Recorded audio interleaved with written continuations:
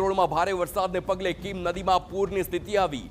મોડી રાત્રે કીમ નદીમાં એકાએક પાણી વધ્યા। કીમ નદીના પાણી અનેક ગામમાં ઘૂસ્યા છે અને હજુ પણ સતત વધી રહ્યું છે કીમ નદીનું જળસ્તર, તે પણ એક ચિંતાનો વિષય।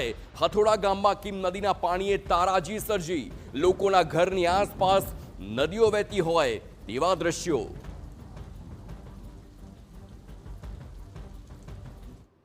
સુરત જિલ્લામાં છેલ્લા 24 કલાકથી વરસી રહેલા ભારે વરસાદને પગલે સુરત જિલ્લાની તમામ નદીઓમાં ઘોડાપૂર આવ્યું છે। ઠેર ઠેર પૂરની પરિસ્થિતિ સર્જાઈ છે।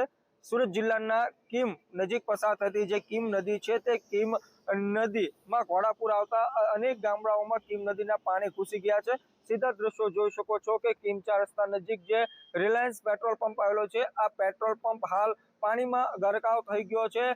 છાતી સુધીના પાણી અહીંયા આ પેટ્રોલ પંપમાં ભરાઈ ગયા છે, જેને પગલે જે કર્મચારીઓ છે તેમજ જે સ્ટાફ છે તે અહીં આ જે રિલાયન્સ પંપ છે તેનાથી દૂર થઈ એક સ્થળાંતર થઈ ગયો છે। જે રીતે ભારે વરસાદ વરસી રહ્યો છે જેને પગલે જે કીમ નદી છે આ કીમ નદી ગાંડીતુર બની છે। કીમ નદીના પાણી અનેક વિસ્તારોમાં પ્રવેશી ગયા છે।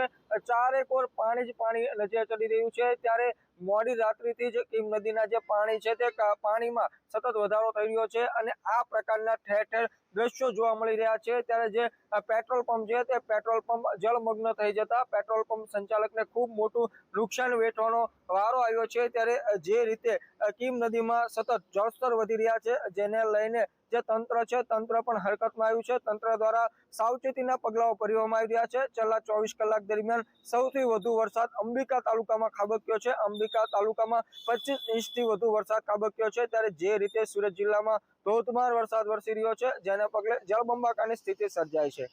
મેહુલ ભોકળવા, TV9 કીમ।